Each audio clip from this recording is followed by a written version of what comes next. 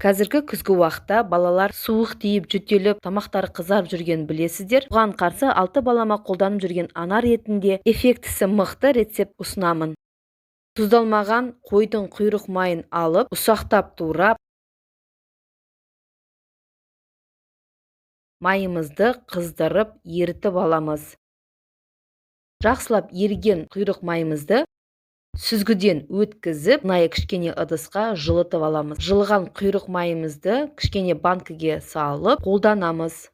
Баланы алдымен аяғынан бастап майлап аламыз. Майлау барысында суық баланың бірінші аяғынан өтеді. Аяғын қыздырып тұрып майлауымыз керек. Майлап жатқан кезде өзіңіз қолмен сезінуіңіз керек баланың аяғы қызып тұрғанын.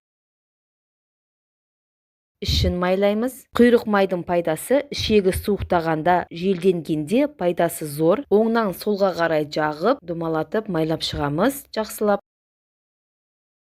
Одан кейін көкірегінен ақырындап майлап шығамыз. Жөтелгенге, қақырын түсіруіне пайдасы зор. Төртінші арқасынан майлап шығамыз, жақсылап. Майымыз міндетті түрде жылы болу керек, балаларымыз ауырмасын. Және де жатар уақытта жаққан пайдалы.